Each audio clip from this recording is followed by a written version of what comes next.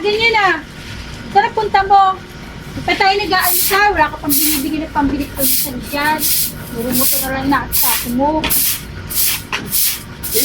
Ano naman, at least, ito ang inaasikaso ko, hindi yung kung ano-ano yung ginagawa ko.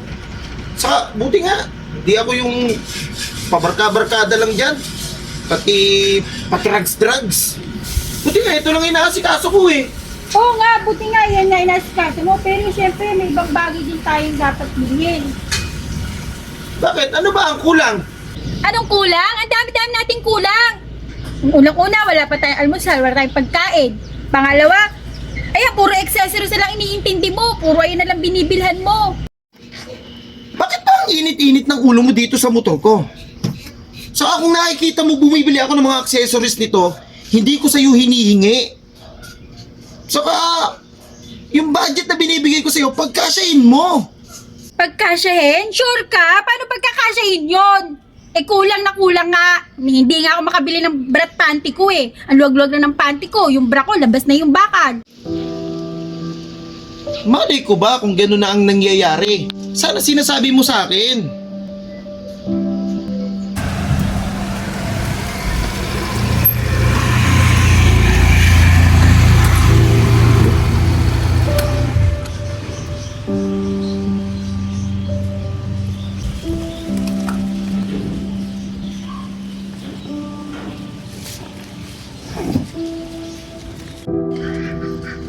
Mi.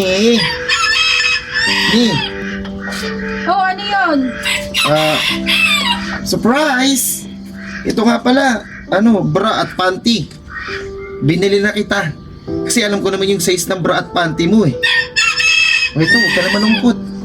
Salamat. Pasensya ka na sa sinabi ko sa'yo kanina. I love you.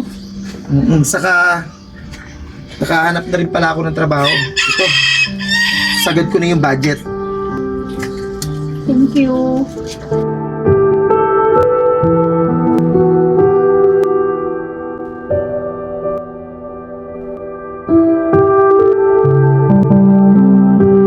Mas maganda na pag-usapan nyo ang lahat ng mga solusyon at plano sa inyong mga bahay. At syempre, maganda na mag-usap kayo para hindi humantong sa mga pag-aaway. Kung nakaabot ka sa video nito, comment down below.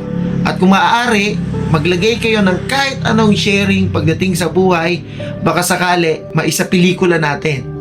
So once again guys, Kabutots ng Pinas,